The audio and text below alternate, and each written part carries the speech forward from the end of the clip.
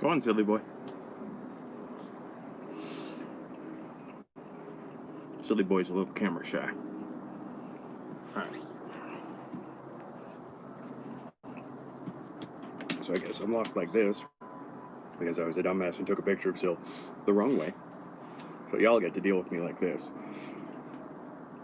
So, oh, and chorizo sausage. For some reason, this story makes Mr. W hungry. Because I guess Wendigos are a bit like ghouls, and that dead stuff makes them hungry too. In case you're wondering, that little caw that you're hearing, that is Kara. She's one of 3 chicks who made it to adulthood from Sil and Saul. Hey, Tench. So yeah, let's see if I can get a picture of her.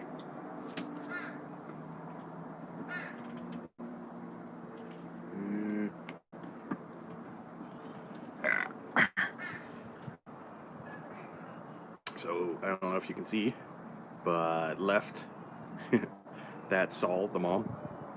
And just on the corner there, that's Kara. Sil is up on the top there. Sil and Saul are the parents, right? Sil and Saul are the parents, and then we've got Kara and Dobby and Tim. So, anyways, let's go back to me so we can start up the story. Hey, Gasan. Anyways, so yeah, you're gonna have to deal with me eating some chorizo sausage because, like I said, this story made Mr. W a little hungry. But yeah, I was gonna tell you. I usually don't eat on camera because I sound funny when I eat and talk. But I was gonna tell you. My buddy Matt just noticed on messages that I'm live about the drowned dead in Charlottetown, but this past little while, and I apologize for being away for so long. So this is what happened. Officially got laid off a little while back in July. So it's been a lot of job searching and stuff like that.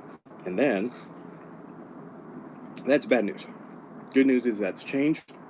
I actually have a job offer, so that's awesome. But on top of that, our Handfest, and that we had put off for, well, pretty much this year, which was supposed to be on 10/10/2020, because Nikki just loved those numbers. We found a location. So we've invited everyone who's in Canada, because obviously our international friends can't come. Yeah, thanks, sorry, Kasan. Hey, Garen.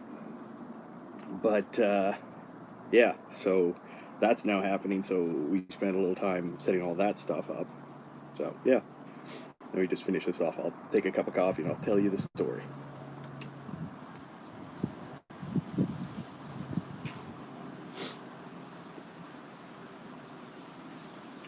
I'm gonna switch over so you can see the girls.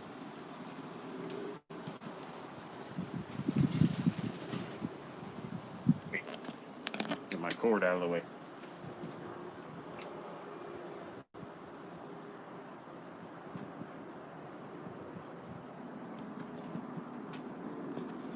And we're back to me. Oh, and if you hear noises, I have some Shlomo. What about Shlomo? Who's Shlomo? Yeah. Nope, never have, Karen. Also, Matter, that was your own damn fault. You should just waited for us to go to TC Golden. No, what the fuck is the name of that place we always go to? Anyways, Peanuts for the crows. I just tossed them on the deck, and we have a little Golden Taste. Thank you, bro. We have a little pool over there. Nice. And I throw into the pool for the magpies and the blue jays, because for some reason the crows don't like it, maybe because it's blue. And then just on the deck. And of course, the crows make a goddamn mess. So, but I love them. Anyways, so why does this one make Mr. W hungry? Because it deals with a lot of dead things. So I was going to tell you about the drowned dead in Charlottetown, but yeah, instead, yeah, well, it always looks good, bro. Never tastes good, never feels good. But yeah, so I was going to tell you about the Drowned Dead, but this whole uh, up and down stuff, and we had a little bit of an issue with one of Nikki's friends. We got kind of angry at her because she didn't even like congratulate us or anything like that. She literally just said, "Well, I'm not coming because COVID's happening." She's a little paranoid. So, oh, thanks. But anyways, that's neither here nor there. She's not coming to the ceremony anymore, so that's fine. We don't want the negativity or her worrying about her family or any of the rest of that. So, moving on, we were actually just up in Whitecourt yesterday, and if you remember, around Whitecourt was where I ran into that, the bear. So, it reminded me of another time I was up in Whitecourt, and I found out why that zombie bear actually did happen. So, I was in Whitecourt. Oh, you mean zombieism? Yeah, yeah. But yeah, so I was reading some of the comments. I got off track. We were up in Whitecourt, and I actually like camping up there. It's a bit more elevated, and it's actually pretty cool. When you think of northern Alberta, it's pretty much what you should picture: trees everywhere, valleys, streams, rivers. Great fishing, great camping, great canoeing, all of that fun stuff. Hiccups from the chorizo sausage, sorry. But yeah, so I was up in Whitecourt camping I guess it was about 2 years after the first incident happened, after my introduction into zombies. And I was up there just camping, doing a solo. I had a little simple tent, little pup tent, 4-post pop up, had a couple of tripwires set up, just with metal on them. It was actually like metal in a can. And I was asleep one night and I heard some rattling. Normally you just hear a little bit of rattling, and then whatever it is either walks right through your camp and you hear rattling on the other side. Then it's usually like a deer or something like that just walking through camp. But what I heard was a lot of rattling, so like going all the time. And I thought, okay, well, something's caught up in it. So I woke up, grabbed my flashlight, grabbed a knife because I'm in the bush, and I go out, and there's like, we don't have really raccoons up here. Usually at night we'll see, well, not even crows, but we'll see like marmots and weasels and stuff like that, or yeah, sometimes badgers. But this was just weird because it was a bat, and it had gotten kind of its wing caught up and it was trying to shake itself loose. And so I walked over and I was just like, whoa, whoa, whoa, chill, little buddy. And I like bats, I really do. I think they're really cute. Doesn't matter what type they are. Um, but I had my gloves in the tent with me, and I always grab them when I'm about to do something outside. And I put them on, right? I love the bats, they're goddamn cute.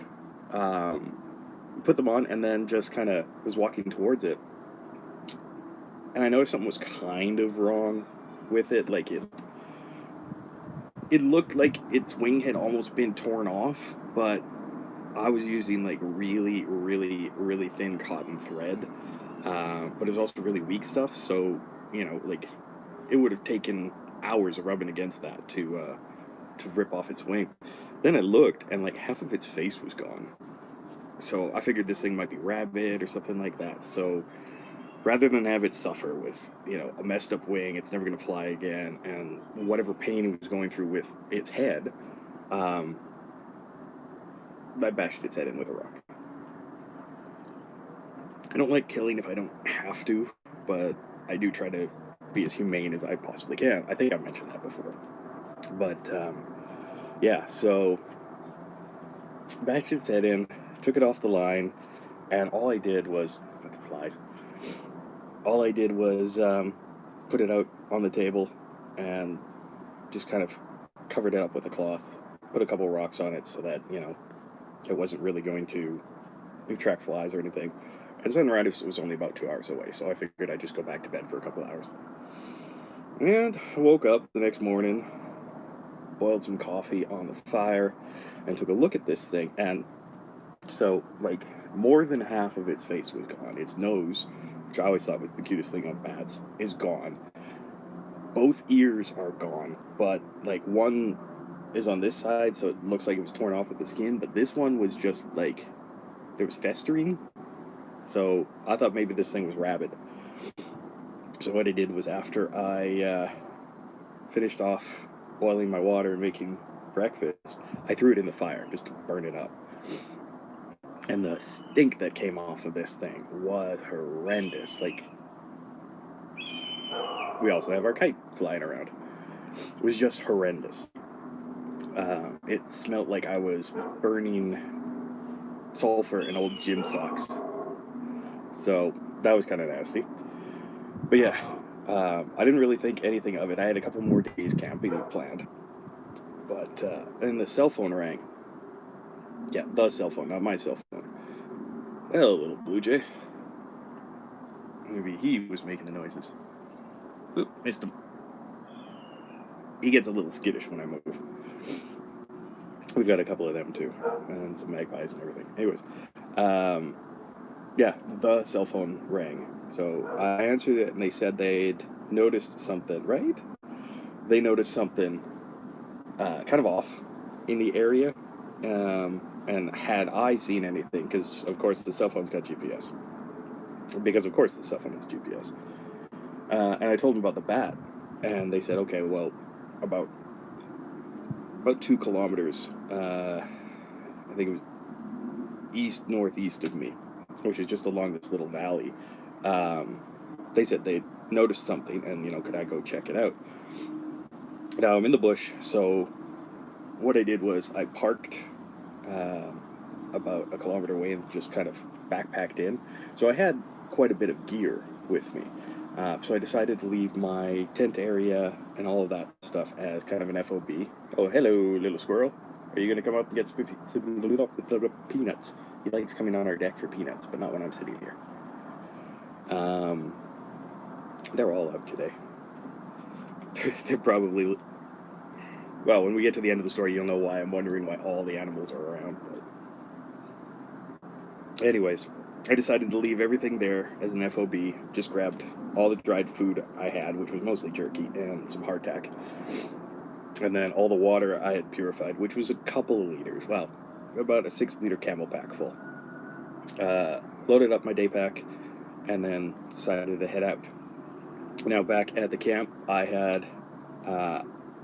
I like burying my canned foods and everything so it stays cool, and then I'd put the rest of it up in a tree. So, I figured I'd probably get back and maybe my tent would be knocked over. But I left up my little jangles and everything like that and headed off. Now, for me, I had, it's called it's a hiker's axe. So it's basically like smaller than a full axe, but bigger than a hatchet. It's Husqvarna. Really good. I love it. I got their hatchet in there right now. Everything else is blocked up in here. So yeah, I had that. I had my bush knife, which was a nice big... I don't think I've shown it to you, but it's the primitive Sequoia from Condor. Condor or Tops? I don't remember. But anyways, the primitive Sequoia. Big old carbon blade, a folding knife, flashlights, all the rest of that stuff. Bear bangers, bear spray, signaling devices. Everything was in my backpack. And so I decided, since it was early morning, a couple of kilometers through this bush, it's still going to take about an hour, hour and a half. But I should still be able to get there, right?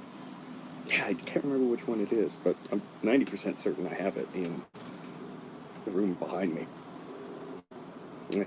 I might grab it for you guys. We'll see. But, yeah. Took me about an hour and a half, and a few scratches to the face and stuff like that. The bramble up there is pretty much nothing but thistle, and I hate walking through thistle. Thankfully, not a lot of ticks. But I got to where it had to be. Like, they'd given me GPS coordinates, but in the trees. Tenchi, I read that as in, what's his name? The dude from The Room's voice. Oh, hi, Marab. Oh, hi, Mark. Oh, God. Tommy Wiseau, man. But yeah, so I got there and it was just, I didn't even have to use GPS. I couldn't use it because the trees were so freaking thick.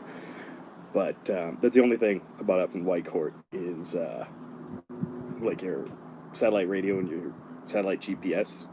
It's kind of hinky, but Gassan, are you a bot? Because I'm seeing a lot of likes, super so good, and a lot of likes. I don't want to insult you, but are you a bot?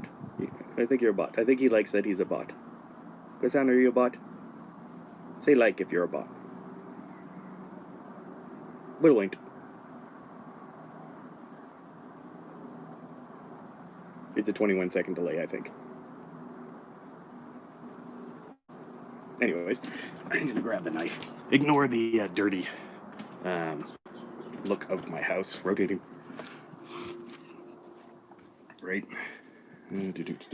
Yes, kitten, I love you too. So yeah, that one. So it's a condor for sure because I saw the condor on the sheet. So it's the condor primitive sequoia. There we go. And kick some of these peanuts further away so the crows will actually come by. But yeah, so this is it. The condor primitive sequoia.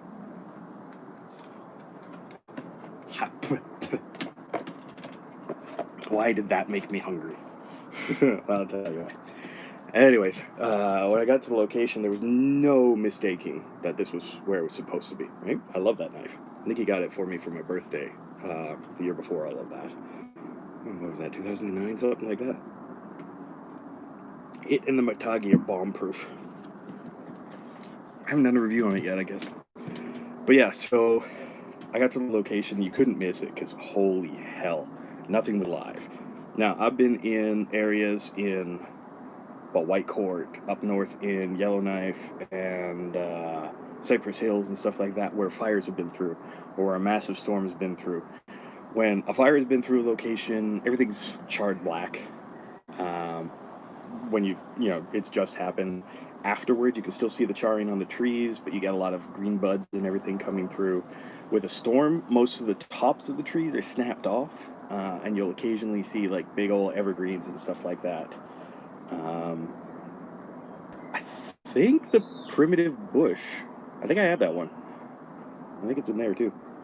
Everything's stored in there or in the spare room right now. We were trying to clean up. Epic fail. But yeah, the trees are snapped off, or sometimes the evergreens will be completely shoved over. This was nothing like that. This was like nothing, literally nothing. There was no sound. You normally, when you're walking through the bush, you'll hear, besides the wind through the trees and, the weather, basically, rain or snow or anything like that, you'll hear chitter, chitter, chitter because you're pissing off some squirrel, or you'll hear the occasional call or something like that. I think I pissed off Gassan because he hasn't replied in a while. But, yeah, so it was nothing. It was literally like bare earth and rocks, no trees, no greenery, no sound. You couldn't even hear. Oh ja, mein Deutsch ist schlecht. So.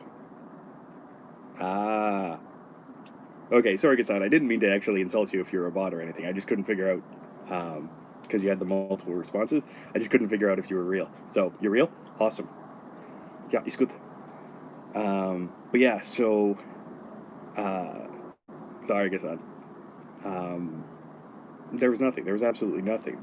Even the rocks, like, you'll see lichen or moss on rocks in the bush and stuff. There was nothing on these things. It was like someone grabbed a giant vacuum cleaner.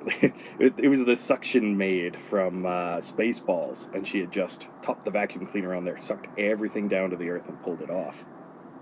And it just felt wrong. Not like not like when you walk into a bad place, it feels wrong. Because there was no life, you couldn't feel any life there. So what I did was I pulled out the phone and I took a lot of pictures. Now, this thing was about 500, 600 meters across, and it was almost a perfect circle. I say almost a perfect circle because it was like if, yeah, it was messed up. It was like an alien landing, except no scorch marks. And I don't deal with aliens. That's someone else. Um, but it was a perfect circle in a valley. So, you know, up the valley slopes a little bit, and then off to the other side was a little stream, and it just went slightly past that stream. So it was a perfect circle from above. And I walked it, and it's not like I have testing kits and stuff like that on me. I could do some minor stuff, um, like testing for soil acidity and stuff like that is actually relatively easy if you've got a fully tricked out first aid kit. Because some of the stuff in there will react with like salts in the earth. Like if you run iodine on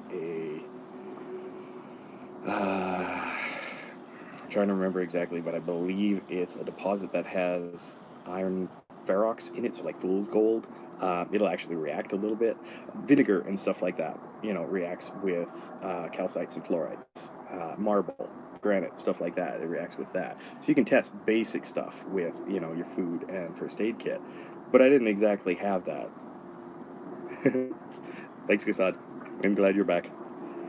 But yeah, so I didn't really have a full kit or anything like that. So there wasn't really a lot of testing I could do. So I took a lot of pictures, and I actually tried calling from there because, well, the phone works both on regular cell and satellite.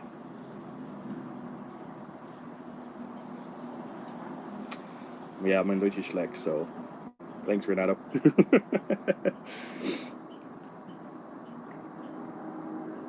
Yeah, that's a good idea. That's a really good idea, Renato. Um, yeah, because like I said, mein Deutsch ist schlecht, so, I get a little bit of German.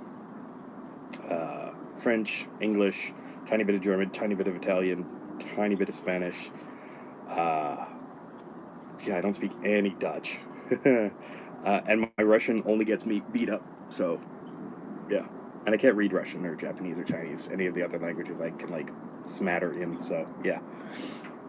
Yeah, no, my Russian has gotten me beat up more than once, but it's usually because I'm drinking with Russians at that time, so I'll say something really stupid, like they'll have gotten really drunk and they'll make some sort of bad joke, and then I'll just blast out, "Yo, твою мать," which is go fuck your mother. And yeah, that's a bad idea. It's the rough equivalent of, Mander, correct my pronunciation, but "Tulay mo," or calling someone a poor guy. But yeah, anyways, I'm in the middle of the dead hole, which is what I just started calling it after a while. It's a dead zone. It's completely nothingness. So I called and asked them what they wanted. Right? Called and asked them what they wanted me to do, and they said, well, kind of circle the area. They wanted me to do a spiral search pattern, which is a pain in the ass, by the way. It takes quite a while, but basically you start at a center point and you go out in an ever expanding spiral. It's the easiest for one person to do, especially if you're searching for something. Grid searches are a lot easier, so yeah. But yeah, so like in situations like that, we're supposed to handle it on our own and solo. So what I did, I always have trail tape with me, so I tried to mark everything out. And I spent probably about 6 or 7 hours searching around there. And like there was nothing. There was no bones. I think I made it to about a half a kilometer out, which took me 6 hours to do all of that, just because of the trees and everything. And you can get turned around really easy doing a spiral search pattern. So I had my compass out the whole freaking time. I didn't find anything. I also didn't find any bird's nests or anything like that in the trees around there. So I called it a day, called it in, told them what I hadn't found, and said I was going to go back to my camp. You know, if they could send someone out to do an advanced search that night, great. Otherwise, I would meet them in the morning at the circle. It was big enough you could get a chopper in, and the only thing is the bare earth would kick up. So, you know, just rappelling is a lot easier.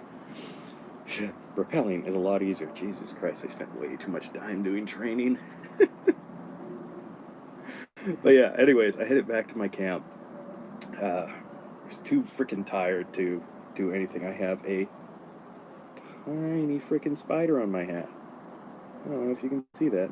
Yeah, see him? Tiny ass spider on my hat. Go with the wind, little fucker. I don't like spiders.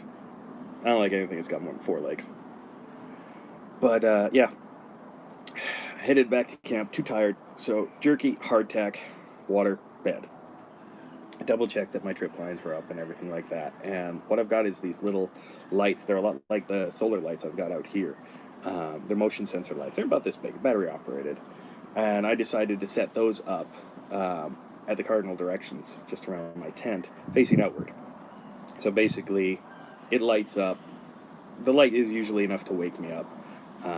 And then I can just take a gander out the window in that direction and see. And it doesn't blind me, which is really nice.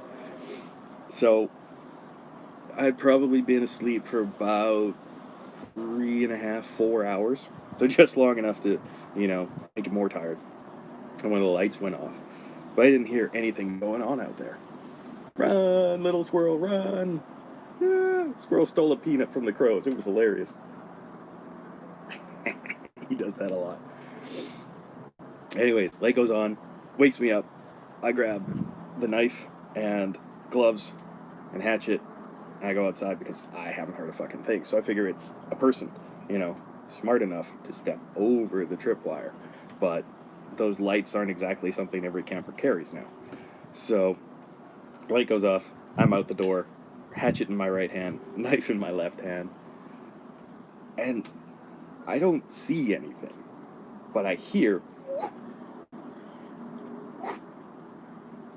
and I'm thinking, oh, okay, you know, something's just flying through the camp. It's, you know, probably a bat.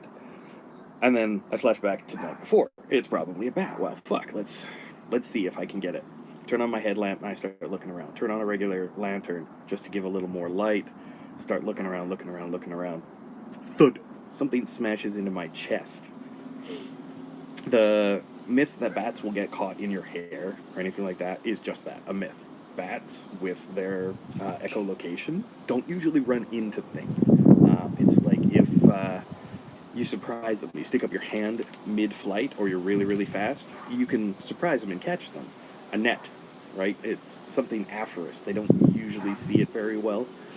But yeah, this thing smacks into my chest. I glance down and there's blood on my chest. And I'm thinking, fuck. So I check myself, pat myself quickly for wounds. While I'm doing this, by the way, patting yourself with an axe is kind of funny. But while I'm doing this, I look down and I see another one of these, like, messed up bats at my feet. And its neck's all knurled up, like, all fucked up. And it's got no skin on its face. It's just muscular. Like, you know, you can see the muscles going from the top of the head down here to the jaw, and the jaw's just kind of working. But it's got no skin, so it's got no nose, no ears. It's got eyes, and they're just white. They're, like, rotten white. I'm like, fuck. So, I take a picture.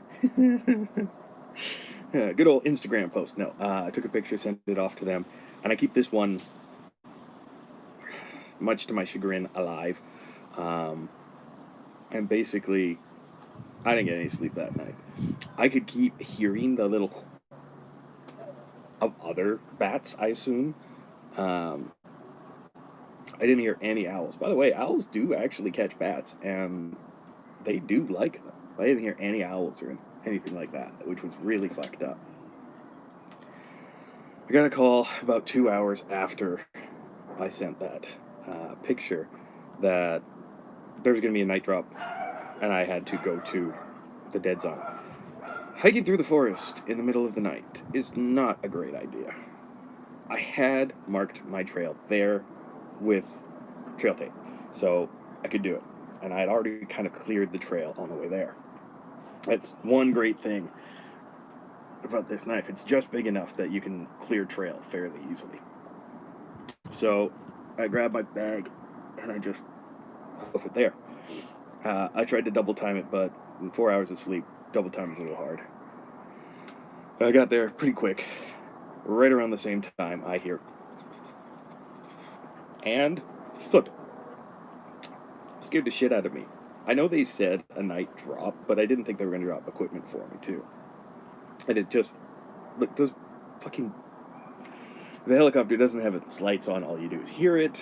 Even with my headlamp on, I didn't see it until the fucking box landed about 2 meters away from me. And then I hear thud, yee, which is like somebody's using an auto repel at that point, and I just, pussy. Anyways, this dude lands, walks over, introduces himself as Sergeant, and that's it. And okay. And I know better than to say Sergeant who? Sergeant what? But yeah, just Sergeant. And he walks over to the box and he flips it open. And yeah. Ooh. Oh, what was in there was so pretty. It was, we use a M16C4 variant up here. We need it to be modified for the cold, right? So we use a slightly different gas seal system. So Colt did this all up for us. He pulls out a carbine version of that thing, and it's really pretty. Bells and whistles and coffee grinder and everything on it. And then he hands me my backpack, which was, in here, which has my normal hunting gear, my machetes and stuff like that in it. Salt and all the rest of that. And he says, all right, where'd you see him? Fuck, my camp. Like 2 kilometers that way. Okay, let's go. And he hustles off double time, and I fucking hate double time. Double time. I'm old. Okay, now I'm old. I had my birthday. Oh shit, was that last week? Week before. 2 weeks ago. Yeah, holy shit. And coffee hasn't kicked in here yet. Anyways, we hustle it. Thankfully, one thing in my backpack is caffeine gum. So that shit's awesome. Wakes you up really, really quick. It's like 3 cups of coffee per piece, and I pop 2 or 3 pieces at the same time. It doesn't taste great, but it's like minty coffee. Anyways, we get back to my camp, and you can still hear the little... And I've, like, I don't know what we're going to do at this point, so Sergeant just kind of turns to me and says, we'd like to capture one live. And I looked at him like, well, I've got one, literally live, just on the ground over here, like, he's like, no, we want an actual live one. These are all dead. You've been dealing with zombie bats. I'm like, fucking hell. Straight out of some sort of fucking cartoon. I'm dealing with zombie bats. Great. What's next? Zombie dogs? Yeah, he didn't like that joke. So we spent about 2 hours, trying to catch bats with a net. Every single one we caught, dead. Already dead. Like, already zombified is, the simplest way of putting it. So, after about 2 or 3 hours, I say, okay, you got this watch, right? I need sleep. Hop into the tent, go to sleep.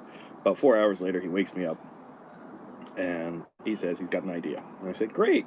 I thought I was supposed to be the specialist, but I'll listen to you. And he goes, you are. You know how to kill them. I'm like, these are easy. These are fucking easy. Smash their heads with a rock. He's like, yeah, I think it's going to be a little bit more complicated than that. And he points to where our pile of deads were, right? And they're just still writhing around. Like, he hasn't finished them off or anything. I said, okay, well, what do you want to do? And, he let the ones that could still fly loose, and we followed them. Following a few bats is a pain in the ass enough. Like, following big birds, I could maybe follow the crows. They're all watching me. Hey, Sil, there are peanuts over here if you want. I could maybe follow the crows from a distance of a few hundred meters, but following bats is a pain in the ass. So we were fucking hustling. Thankfully, these guys were flying straight, which is not normal really for bats. I mean, that bats do fly in a relatively straight line, but normally you see them going after food. They're opportunistic hunters too. So we followed them in pretty much a straight line, and when we lost them, because we're going through the bush. When we lost them, we really just kept going that straight line. We had a heading, and we kept going on it. It was about, I think, about 10 degrees off of the circle. We come up on just like kind of like an old mine. Whitecourt does have some old coal mines and stuff like that, but it's mostly logging and everything. So I never bothered to really search mines when I was up there. But we come on this hole, and it looks like a mine because it's got timbers, reinforced timber entrance. But there's no cart or anything like that coming out. So if it was a mine, it was a really old mine, like where guys would have to drag wooden sledges rather than, mine carts. Or someone had ripped up the track, but I doubt that. Because we go inside. Always famous last words, right? Go inside, throw some chem lights down at the entrance, mark the entrance with some reflective tape that you shine UV on it and you see it, but if you don't shine UV on it, you don't see it. It's kind of cool shit. I actually have some, and I use a similar paint to mark this place. But we go in, and we go in about 100 meters. It took us a couple of minutes to just get in 20 meters, and this thing was perfectly straight, but we were just fucking hugging the walls. Now, I don't, like I've told you guys a lot, I don't carry firearms. I have a couple of rifles and a shotgun myself, but I don't carry firearms on these, because even with Sergeant being armed, it's still, my preferred method is, simpler, but what's simpler? So yeah, anyways, he's hugging one wall, rifle at the ready. I've got a machete out. Condor, I think I was going full Condor at that point, because I had the Condor Primitive on my belt. What was it? The Condor Crocodilian. A heavy chopper, big heavy chopper. Short, but heavy chopper. I think I've done a review on it. But yeah, so first 20 meters took us a couple of minutes because there was like nothing. We get just past that, and it's really like it starts to become like exploring with Tim kind of scary. No, exploring with Franco scary. I love Franco. Franco TV. That's who I'm thinking of. Right. So yeah, Franco kind of scary. Like it's dark. We've got our headlamps. I throw a chem light every 5 or 6 meters. But now it's rocky and creepy, and it kind of gets shorter. Sergeant's only about 5'4", so I'm 6 foot, almost 6'1". So I have to bend down. He's perfectly fine. He's not making any noise, by the way. I thought I was quiet. Like, I typically don't make noise when I walk.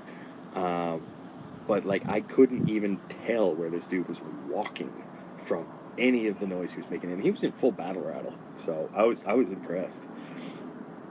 Anyways, we go in, and we're just, sorry, I'm using my hands out of frame.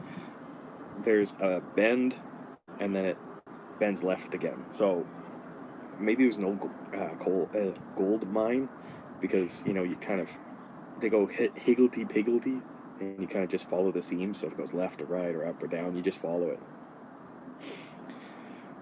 We get to the really creepy part, and it's anticlimactic as fuck. Sorry. Nothing happens. We get to pretty much the end of this little excuse me. No, it's not COVID, it's a dry throat. We get to the end of this little wow,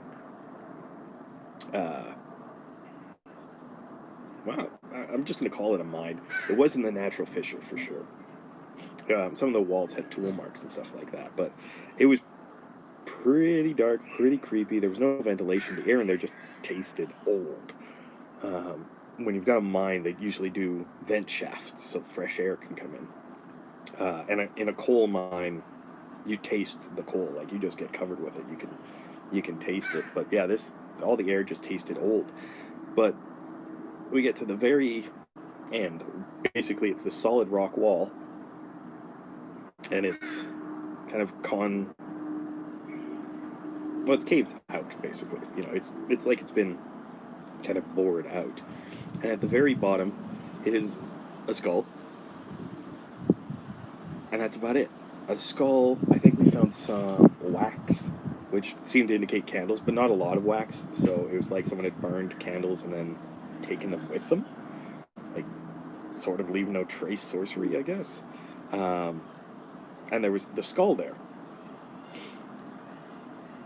I didn't want to touch the skull. I don't like touching, despite my job, I don't like touching dead things, right?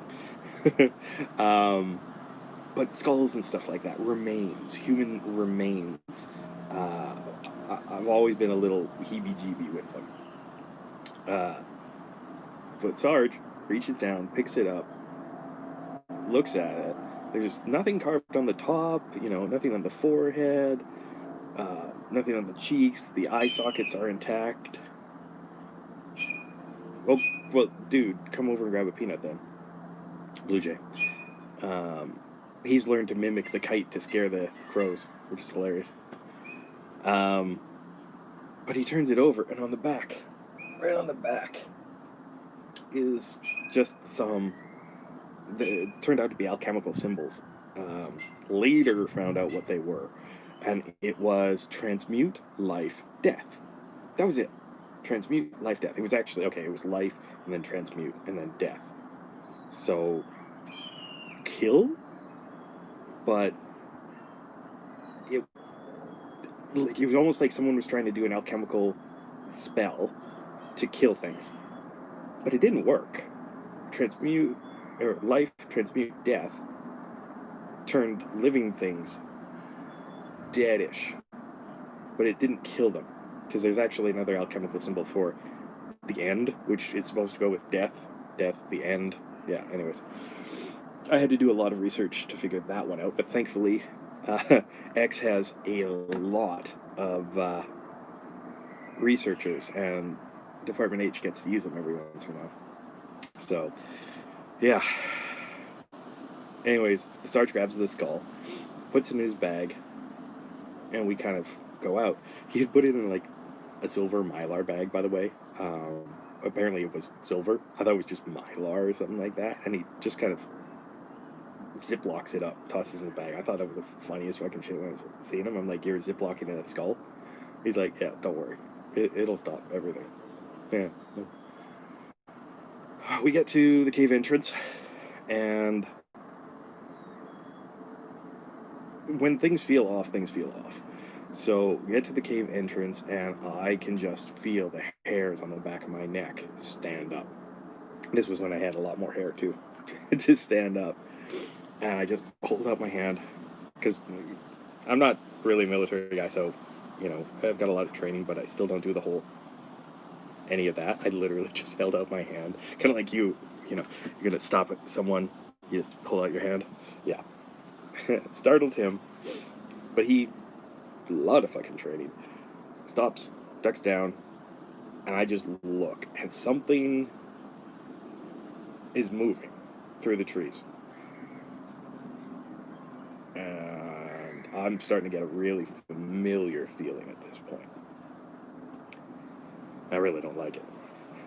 It's not just some things start moving. Like there's a really big noise just out my left, and it's coming right towards us. You can hear how fast it's moving because it's thumping into trees and it's snapping little trees. And this isn't how animals move through the brush.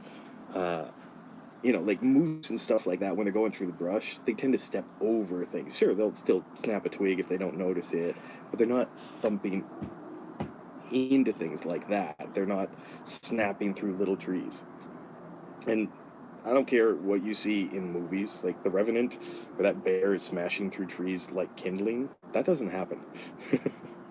The trees would have to be dead, rotten, all of that stuff, and even then, the bear's going to try and go around them a little bit. This, by the way, this one was a bear, is coming right towards us. And fucking just Black bear, straight out. Thankfully, not a grizz. I already had enough fun with them. Black bear comes straight out. Its face has flesh hanging off of it. It's got like sticks stuck in its fur. Its one ear has a freaking branch about 6 inches long and as big as my thumb right through it. And it's just running for it. Little fucking splinters and everything stuck in its chest. It looks like a porcupine and a bear. So it's running right for us. I thankfully have the wherewithal to step back into the cave, into the little mine thing. And Sarge, he emptied, I think, about a half a clip into that thing. And finally, it kind of went down.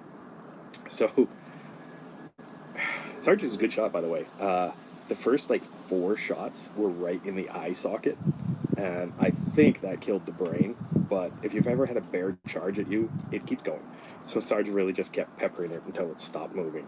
And it thumped. Like, when it came forward, its head went down, its forepaws went down, and then there's just too much momentum. So, yeah, right? I didn't have time for deja vu until afterwards, bro. And thankfully, well, okay, I guess not thankfully. I didn't have my spear on me. And the crocodilian is not a long blade. It's a bit bigger than that sequoia, but it's not a long blade. But yeah, Sarge puts that bear down. But like I said, there was more things coming, and we had... Hey, Blue Jay. By the time we were done, there was 7 crows, which I felt really bad for, because like I said, I really like crows. 7 crows, 32 bats, a moose, sort of a moose and a half. How do I say that one? Literally like the front quarters of a moose that, I don't know, maybe he was hit by a car or maybe something ate his back half. Anyways, a bull moose and a really young bull moose. Those guys actually, yeah, right. Those guys were pretty much everything you had to destroy the brain. With the moose, a normal moose is really, really, really, really, really smart, and hunting them is actually relatively difficult. I prefer to do it from a distance. I don't like getting close to moose. They're actually really fucking dangerous.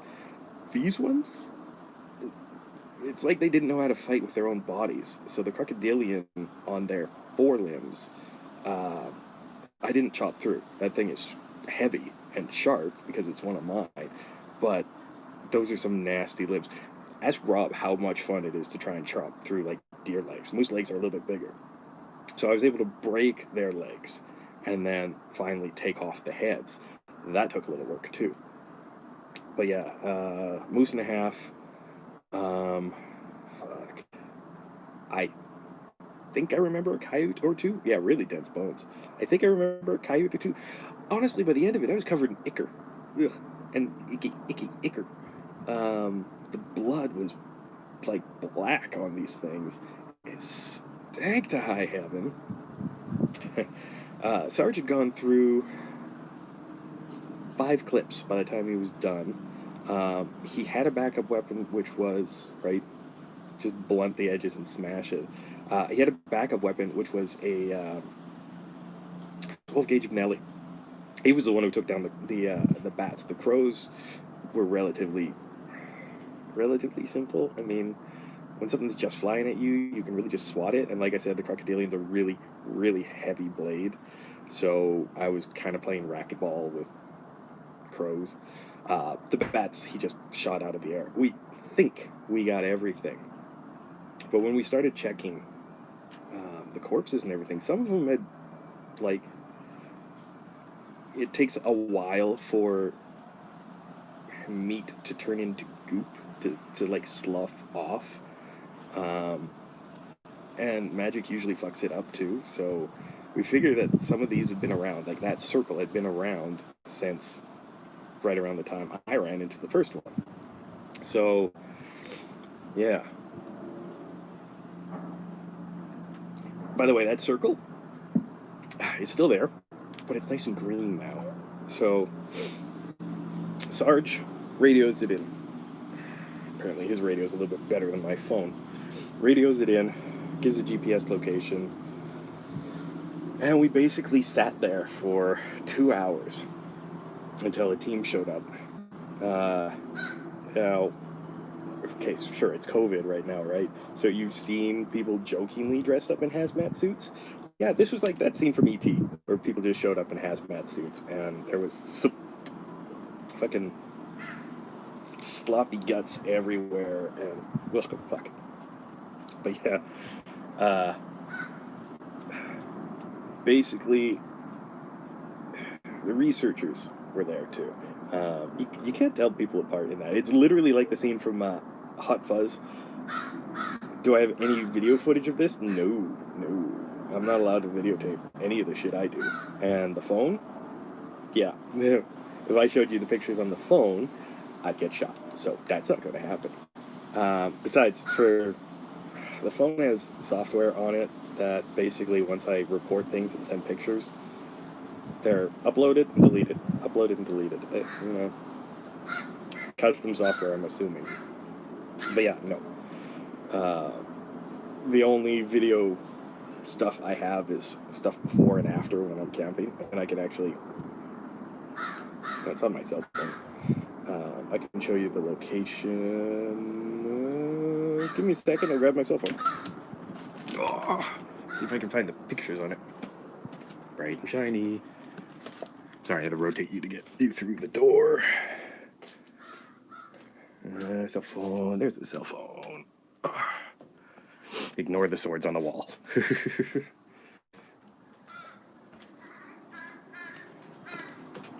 Oh, hey, Sil. Sorry, I didn't mean to startle you. Here, dude, come back. See? There he is. He waits over there for a peanut or two. Peanuts. Oh.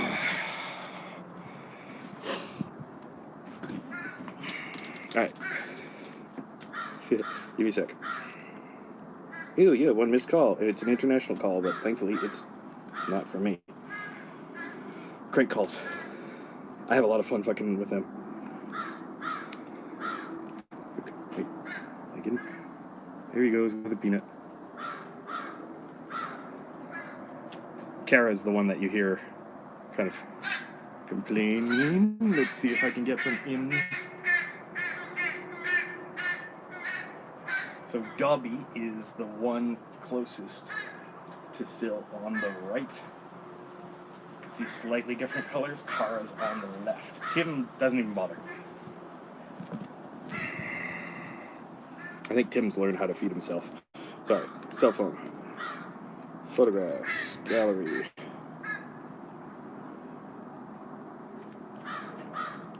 Okay, so the part that was right near the creek, right?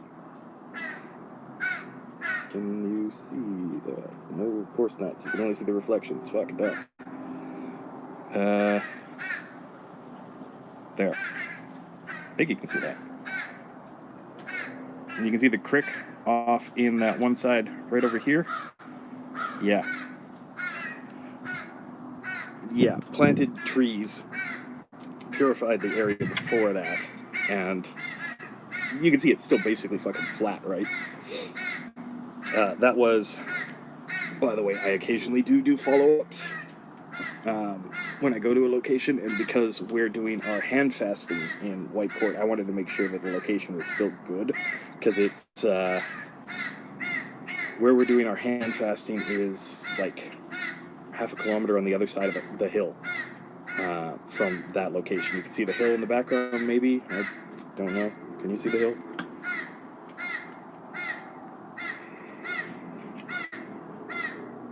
Yeah, you can see the hill in the background. Yeah, there it is. Oh god, I hate doing this shit. Showing one thing with another thing, right? Kara, shut up. Fuck you, we will not. Anyways, you can see the hill there. Other side of that hill, there's like a little retreat campground and stuff like that. That was built up the year after all of this went down. It's a gorgeous place, by the way. If you get a chance, you should totally go there. But yeah, it's got like a cabin and stuff like that. So that's where we're going to do our hand fasting. So that is just on the other side of the hill. When I found out the location, Nikki and I actually stopped off at the location. That was from yesterday, by the way. We stopped off at Whitecourt yesterday at the campground, and then just did a quick hike over the hill because it's, like I said, it's about a half kilometer. The hills, it's called the foothills, so it's about a 350 meter up, and then about that down. It's actually a little bit easier on the down because it's got this gentle slope, and then you just cross that little stream. That little stream actually heads into Whitecourt. People like inner tube down it now. So yeah, but yeah, that is what it looks like afterwards. We got, oh, what did they do? I swear they brought in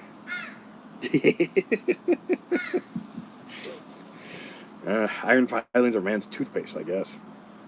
Dude, I love my sawdust as man glitter. But you know I do more woodwork than I do ironwork, so steel work. So I've actually got the maquitl is all burned, ready. I'm gonna do the final stain on that, and then I'll show you guys that. Maybe I'll do a video and just show off the clubs, because I know I've done the smashy stuff, but I haven't actually done like here's this, here's this, here's this. So you guys probably wouldn't mind that. But anyways, Kara. Oh, Jesus.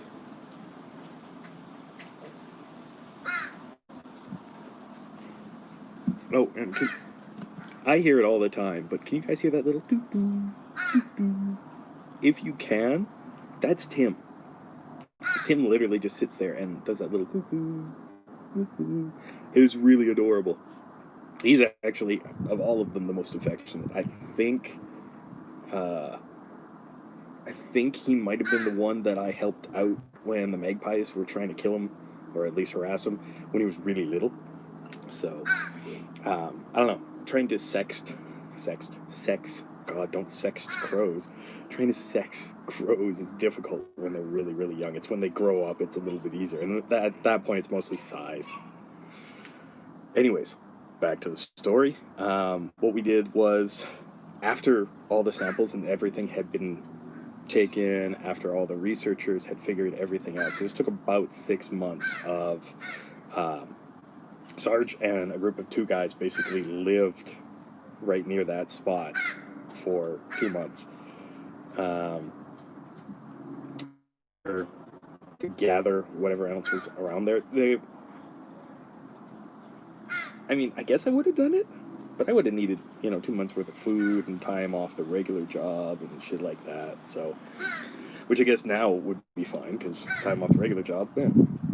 But yeah, they waited there for another couple of months before all the research was done, and it was, I'd love to say it was determined, but it was guessed, because that's what the researchers tended to do, that the transmutation hadn't worked. It had basically turned everything in that area to something undead.